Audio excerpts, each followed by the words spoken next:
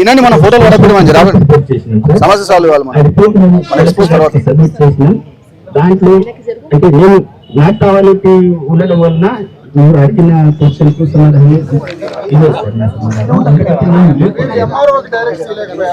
MR గారు కూడా Sunday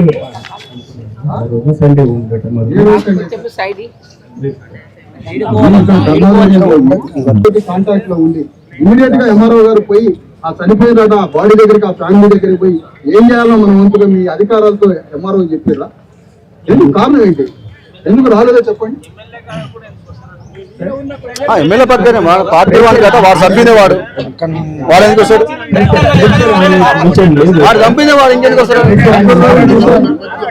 మనిషి మధ్యలో చూడటానికి ఎమ్మెల్యే చెప్పకుండా ఎమ్మెల్యే ఎవరన్నాడు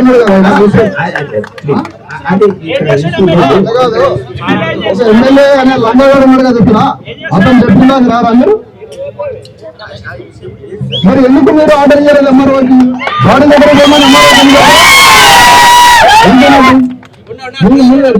ప్రేజ్ చూస్తేనేమో చాలా ప్రేమించేటట్టుకున్నారు మీరు రూపం, కానీ మీ యాక్షన్ మాత్రం ఇంత భయంకరంగా ఉంది. ఎందుకు డైరెక్షన్ ఇవ్వాలి? ఎంఆర్ఓ గారు మీకు తెలుసా ఇన్సిడెంట్ జరిగింది? మీకేమి ఇన్ఫర్మేషన్ కావాలి? మీకు పోలీస్ స్టేషన్ కి ఎలాంటి సంబంధం లేదు? ఏడు డిఎస్పీ గారు సిఐ గారు రమ్మని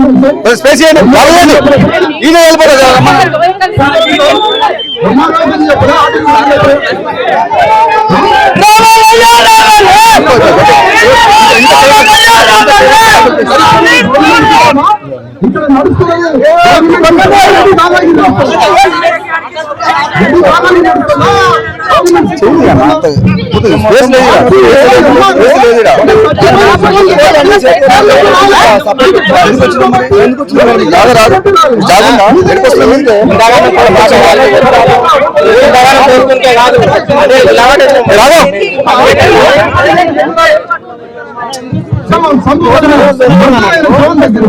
హత్య కాయబడినటువంటి శవం దగ్గరికి ఒక ఆర్టీఓ వచ్చి అమ్మాయి 10,000 రూపాయలు ఉంచుకో, ఆ పునరావాసం కాను శవాన్ని తగలబెట్టడానికి ఏదుకో ఈ 10,000 రూపాయలు ఉంచని నీకు అవకాశం ఉందిగా, డబ్బు ఇచ్చే అవకాశం నీకు జీవో కూడా ఉందిగా, తినేసి ఒక ఆర్టీఓ చేయాలి కదా.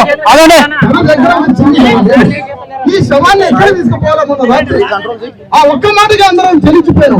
సార్ ఈ శవాన్ని తీసుకొని ఇంటికి పోలేదు సార్ ఈ అర్ధరాత్రి పూట, నేను ఎట్లా పోవాలి అని అంటే ప్లేస్ లేక స్థలం లేక పోలీస్ స్టేషన్ లో వద్దంటాడు డిఎస్పీ. ఇంటికి పోవడానికి 12 కిలోమీటర్ల శవాన్ని తీసుకొని పోవాలి, అక్కడ ఇల్లు లేదు, దాంట్లో కరెంట్ లేదు, ఎవరొచ్చి కొడుతున్నారో తెలియదు. ఆ ఊళ్ళో వాళ్ళని అరెస్ట్ చేయలేదు, ఆ ఊరికి పోవడం కుదరలేదు, పోలీస్ స్టేషన్ లో శవం పెట్టడం కుదరలేదు. ఇప్పుడు ఈ శవాన్ని తీసుకొని నేను ఎడిపోవాలని తల్లి అడిగితే ఎక్కడి నుంచి గవర్నమెంట్ హాస్పిటల్ నుంచి శవాన్ని తీసుకొచ్చినామో మళ్ళా అదే దగ్గరికి పోయి ఈ శవాన్ని ఫ్రిడ్జ్ లో పెట్టడం జరిగింది. ఇంత భయంకరంగా ఉండదు ఎక్కడన్నా. ఇది ఆర్టీఓకి ఇష్టం, ఎంఆర్ఓకి ఇష్టం. ఇది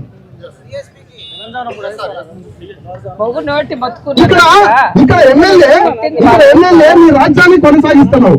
ఈ ఎమ్మెల్యే కొనసాగించినప్పుడు ఈ ఊళ్ళో ఉన్న రెడ్ల వైపు కొందరు రెడ్ల వైపు వారు బాధితులైనటువంటి బీసీఎస్ఎస్ల పక్షాన ఎమ్మెల్యే అంటే ఎమ్మెల్యే దీనికి చెప్పాలా, ఆర్టీఓకి చెప్పాలి, లేదా ఎంఆర్ఓకి చెప్పాలా? ఎమ్మెల్యే నుంచి డైరెక్షన్ లేని ఆర్టీఓ కదనా? ఒకవేళ కాదని నేను అట్లా చేయించేవాడిని కాదని మీరు అంటే, మీరు ఆ మాట అంటే మీరు ఎందుకు రాలేదని నేను అడుగుతాను. అంటే మీరు ఎంఆర్ఓ చెప్పాలా, ఎంఆర్ఓ ఇక్కడికి రాలే. నేను పోలీసు వాళ్ళని అడిగినా తల వంచుకొని మౌనంగా ఉంటాను, ఆర్టీఓని అడిగినా తల వంచుకొని మౌనంగా ఉంటాను. మీ దగ్గర సమాధానం ఎందుకు లేదు సార్? మీ దగ్గర ఆన్సర్ ఉందా అంటున్నా. ఏమింది మీరు ఎంఆర్ఓకి ఎందుకు చెప్పలే అంటే, మీరు ఒకటి నాకు తెలవదు అన్నారు ఎంఆర్ఓ గారు. ఒక మనిషి చచ్చిపోయిన సంగతి ఒక ఎంఆర్ఓకి తెలవదంటే మీ పోస్ట్ దేనికి మేడం? మీ ఎంఆర్ఓ పోస్ట్ మీ అమాయకత్వంగా చెప్పారా? మీ అమాయకత్వానికి మీరు బాధపడాలా, బాధపడాలా? మీ మండలంలో ఒక మండలైన సంగతి ఒక శవాన్ని పట్టుకొని మీ మండలంలో 2 రోజులు తిరుగుతుంటే నాకు ఆ ఇన్ఫర్మేషన్ లేదంటే ఎంతవరకు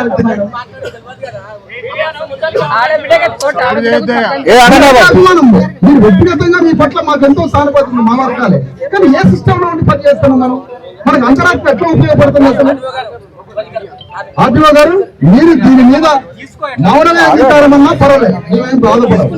కానీ మాకు జరిగిన విషయం ప్రపంచానికి తెలవాలని చెప్తున్నాను. ఈ విషయం ఒక చనిపోయిన శవం దగ్గరికి, బీదా బిక్కి జనం దగ్గరికి ఒక్క పైసా లేని వాళ్ళు శవాన్ని పట్టుకొని 2 రోజులు ఇక్కడ తిరుగుతుంటే, ఆ 2 రోజులు న్యాయం కోసం తిరుగుతుంటే అసలు ఆర్టీఓ రెవెన్యూ నుంచి, ఆర్టీఓ ఫ్రమ్ కలెక్టర్ నుంచో, చీఫ్ సెక్రటరీ నుంచో మీరు మాకు ఏదైనా చెప్పి మీరు పోలీసులను కోఆర్డినేట్ చేయాల్సినటువంటి పాత్ర ఆర్టీఓ. పోలీసు వాళ్ళు దిక్కులేకపోయి పోలీసు వాళ్ళు బ్రహ్మాండంగా తిరుగుతాడు. రాయగా మాకు ఏంది ఎమ్మెల్యే అంటున్నాడు, మాకు రేవంత్ రెడ్డి అంటున్నాడు అన్నట్టు తిరుగుతాడు. ఆయన ముఖం చూసారు, చేసుకోండి, ధర్నా చేసుకోండి. మాకు ఎమ్మెల్యే ఉన్నాడు, మంత్రులు ఉన్నారు, మాకు రెట్లందరూ అండగా ఉన్నారు అన్న అంత కాన్ఫిడెన్స్ గా తిరుగుతుండే ఊపిరి తీసుకుంటారు. అందుకనే మేము అంటున్నాం సార్, ఒక ఆర్టీఓగా, ఒక ఎంఆర్ఓగా చచ్చిపోయిన బాడీ దగ్గరికి, ఆ ఫ్యామిలీ దగ్గరికి చిన్న మెరిసి, చిన్న అభిమానం, మీరు వాళ్ళ మీద చిన్న ఏదైనా ఒక మీరు ధర్మం ఏదైతే ఉందో అది చేయలేకపోయేదని మేము బాధపడి మిమ్మల్ని అడుగుతున్నాం. మీ ప్లేస్ లో రెడ్డి అధికారులు, వేరే అధికారులు, ధర్మకమ్మ అధికారులు ఉంటే అసలు మీరు ఇక్కడ ఉండరా సార్? చుట్టుముట్టి ఊపిరాడకుండా చెప్తారు. మా వర్గాలు కాబట్టి ఆయన ఒక్కసారి మనసులో పెట్టుకొని ఇక్కడ నుంచి బయలుదేరండి, 1/2 గంటలో ఆ ఊరు పంపిస్తాం. ఇంకోటి, బాధితులు ఎవరు పెడితే, ఎవరు పిలిస్తే వాళ్ళకి దగ్గరికి నేను బాధితులు పంపను. బాధితులంతా, ఈ సంఘటనలో జరిగిన బాధితులంతా బీసీఎస్సీ, ఎస్టీ, జేఏసీ, ధర్మ సమాజ్ పార్టీ విశారదన్ కంట్రోల్లో కూడా ఎక్కడికి పోరు బాధితులు. ఎవరు చెప్పకుండా, ఎందుకంటే మా భయం మాది, మేము కంట్రోల్ చేస్తున్నాం. ఎవరి నుంచి ఈగ వాళ్తుందో, ఎవరి నుంచి ఏ దాడి జరుగుతుందో భయంగా వాళ్ళని 48 hours నుంచి కాపాడుతున్నాం.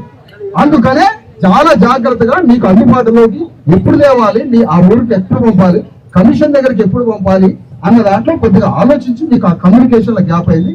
మీరు దాని విషయంలో ఏం బాధపడద్దు, మీకు ఎప్పుడంటే అప్పుడు హ్యాండ్ ఓవర్ చేస్తాం. కాకపోతే ఈమె ఆరోగ్యం బాగలేదు, 3 రోజులకి తిండి లేదు. ఆ 3 రోజులకి తిండి లేక నీరసమై ఇప్పుడు సెలైన్ బాటిల్ తీసుకొని వచ్చింది పాప తల్లి. మరి ఈమెని తీసుకుపోవాలంటారా అక్కడికి? కమిషన్ చైర్మన్ ఇక్కడికి వస్తాడా? ఇలాంటి అనారోగ్య పరిస్థితులు తప్పకుండా జరిగిన సంఘటన స్థలంలోనే విచారించాలనే రూల్ ఏమైనా ఉంటేనేమో తీసుకొని పోదాం. లేదంటే కమిషన్ ఇక్కడికి వస్తే 4 చైర్లు అరేంజ్ చేస్తాం, మొత్తం టెంట్ అరేంజ్ చేస్తాం, లేదా కమిషన్ వాళ్ళకైనా కలెక్టర్ అయినా అరేంజ్ చేస్తారు, మీరైనా అరేంజ్ చేస్తారు, విచారించుకోమని చెప్పండి.